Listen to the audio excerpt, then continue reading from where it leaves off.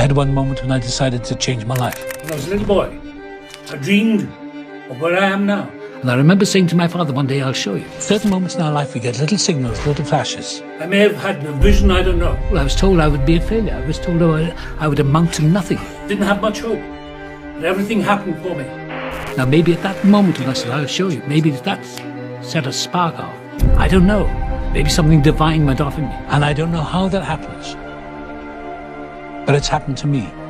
Whether you're Christian or a believer or Catholic or Protestant or Muslim or Hindu, it's all the same. Life is a dream.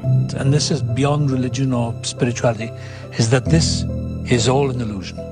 Maya. Because my life has been such. And I'm not sure where the reality is.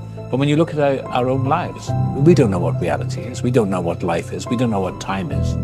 We could be dreaming in this at this moment. We don't know. The self is a kind of fiction. None of it makes any logical left-brain sense to me. There have been books written about it, that there's something in us that we deeply understand. That's how asleep the human race is.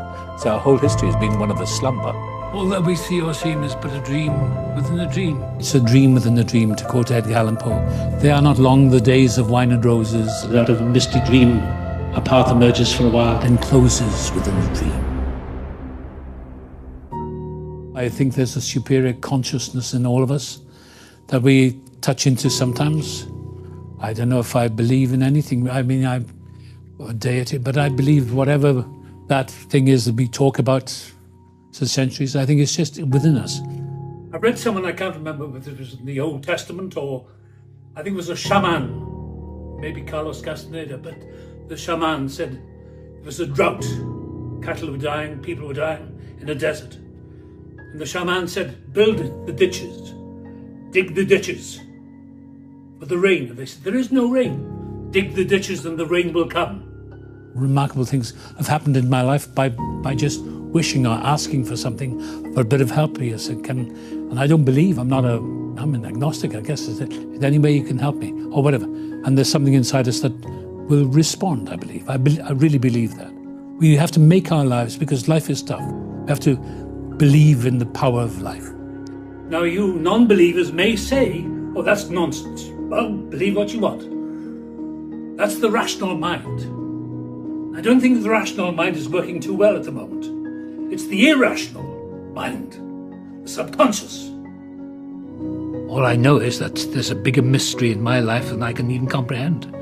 I don't know what I am, I don't know where I came from, I don't know where I'm going. I have no idea what made me. I came from my father, my mother, my grandfather, my Jerry. I don't know what I consist of. I have no idea. But I believe that something underneath it is miraculous. I feel every day as I get older anyway, is that it's all a miracle. I mean, my heart beats, lungs breathe. That is an extraordinary phenomenon. All these years later, 82, my heart is still beating. Mm-hmm. My body is functioning as far as I know. I feel relatively sane. But what I do know is that I know nothing. Now I am completely clueless, because I've lived to such an age that I realize that my knowledge is meaningless. That of myself I am nothing. That we are not special. Once you begin to believe in, terminal uniqueness, absolute specialness, then your life is not worth living, because we are not special. We're just ashes at the end. That is the great fear for me. To quote T.S. Eliot or Auden, I've seen the moment of my greatness flicker, and I have seen the eternal footman hold my coat and snicker, and in short I was afraid. Believe in the life force. My philosophy is get on with it, enjoy it. I just take it easy and think, well, what's to be will be. I've got one thing that helps me through. I say, today is the tomorrow I was so worried about yesterday. Tomorrow doesn't exist. Next hour does not exist.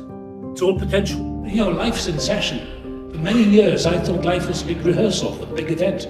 And somebody in Los Angeles said, Tony, this is the big event. Life is in session. We spend so much time thinking it's a rehearsal for the big event, the big red carpet in the sky. At this time of my life, I'm just happy to wake up in the morning and realize I'm still here. As I say, I cannot take credit for anything. You See, the ego is the most dangerous part of us. Ego is the enemy. You have to have a little bit of it to keep moving. But you let that get out of control, then you have the power freak. You see them in the papers every day. The corruptness of corporations, the greed, the power. And it is all about the ego. The most powerful force is the ego, and it's a killer.